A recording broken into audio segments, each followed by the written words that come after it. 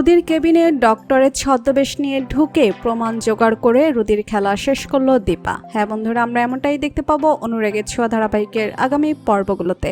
Hospital থেকে বেরিয়ে বহু দূরে চলে যেতে চায় দীপা। মনে মনে ভাবতে থাকে যে ডাক্তারবাবু, আপনি আমাদের 2 সন্তানকে আগলে রাখবেন, রক্ষা করবেন ওদেরকে ওই রুদির হাত থেকে। আসলে ও একটা খারাপ ছেলে, সোনা একদিন ঠিক বুঝতে পারবে। এসব কিছু ভাবতে ভাবতে দীপা হঠাৎ ভাবে যে না, আমার সন্তানদের বিপদে আছে, আমাকে যে করেই হোক না কেন রুদির কবল থেকে আমার সন্তানদেরকে রক্ষা করতে হবে।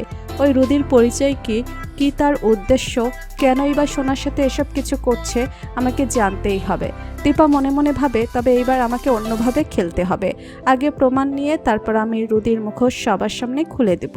এই বলেই দীপা আবারও হসপিটালে ফিরে যায়। দীপা ডক্টরের ছদ্মবেশ নেয়। রুদি যখন নিজের কেবিনে থাকে এবং নার্সকে মোটা অঙ্কের টাকা দিতে থাকে, নার্সকে বলতে থাকে যে আপনি নাটকটা বেশ ভালোই চালিয়ে গেছেন, আর নাটকটা এইভাবেই চালিয়ে যাবেন, যাতে কেউ বুঝতে না পারে যে সব কিছুর পেছনেই রুদি খেলছে।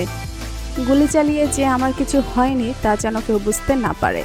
এই বলেই নার্সকে বেশ মোটা অঙ্কের টাকা দেয় রুদি। সেই সব কিছু ডাক্তারের ছদ্মবেশ নিয়ে কেবিনে ঢুকে ছবি তুলে নেয় দীপা। তবে দীপাকে দেখে বেশ সন্দেহ হয় রুদির। রুদি নার্সকে বলে, এই ডক্টর এখানে কি করছে, আর এই ডক্টর কি আমাদের লোক? নার্স রুদিকে বলে, হ্যাঁ, এই ডক্টর আমাদের লোক, আপনি চিন্তা করবেন না স্যার, এখানে যারা যারা আছে সবাই আমাদের লোক। দীপা নিজের ফোনটা বের করে সবটাই রেকর্ড করে নেয়।